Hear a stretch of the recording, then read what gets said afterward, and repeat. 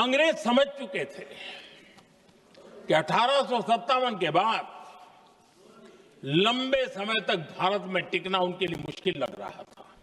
भारत में ही लोगों को एक दूसरे से लड़ाएंगे नहीं, तब तक यहां राज करना मुश्किल है। बांटो और राज करो, इस रास्ते को चुना।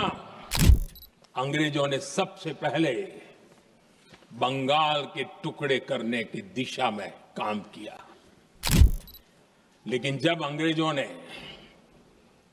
1905 में ये पाप किया तो वंदे मातरम चट्टान की तरह खड़ा रहा। लेकिन वंदे मातरम एक स्वर एक सूत्र के रूप में अंग्रेजों के लिए चुनौती बनता गया। जैसे किसी नदी की चर्चा होती है, चाहे सिंधु हो, सरस्वती हो, कावेरी हो, गोदावरी हो, गंगा हो, यमुना हो,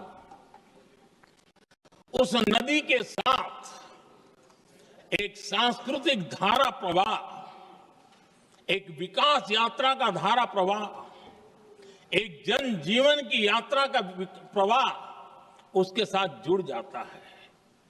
लेकिन क्या कभी किसी ने सोचा है कि आजादी जंग के हर पड़ाव, वो पूरी यात्रा वंदे मातरम की भावनाओं से गुजरता था, उसके तट पर पल्लवित होता था।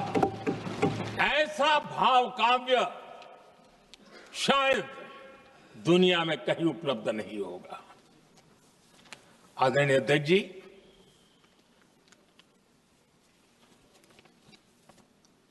अंग्रेज समझ चुके थे कि 1857 के बाद लंबे समय तक भारत में टिकना उनके लिए मुश्किल लग रहा था। और जिस प्रकार से वो अपने सपने लेकर के आए थे, तब उनको लगा कि जब तक भारत को बांटेंगे नहीं, जब तक भारत को टुकड़ों में नहीं बांटेंगे, भारत में ही लोगों को एक दूसरे से लड़ाएंगे नहीं, तब तक यहां राज करना मुश्किल है। और अंग्रेजों ने बांटो और राज करो, इस रास्ते को चुना और उन्होंने बंगाल को इसकी प्रयोगशाला बनाया।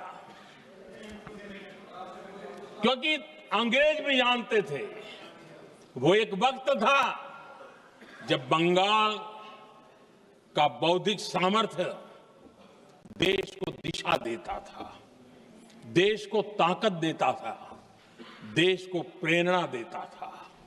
और इसलिए अंग्रेज भी चाहते थे कि बंगाल का ये जो सामर्थ्य है वो पूरे देश की शक्ति का एक प्रकार से केंद्र बिंदु है।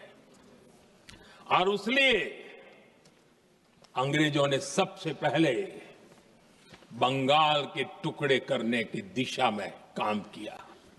और अंग्रेजों का मानना था कि एक बार बंगाल टूट गया तो ये देश भी टूट जाएगा, और वो यावत चंद्र दिवाकरो राज करते रहेंगे, ये इनकी सोच थी।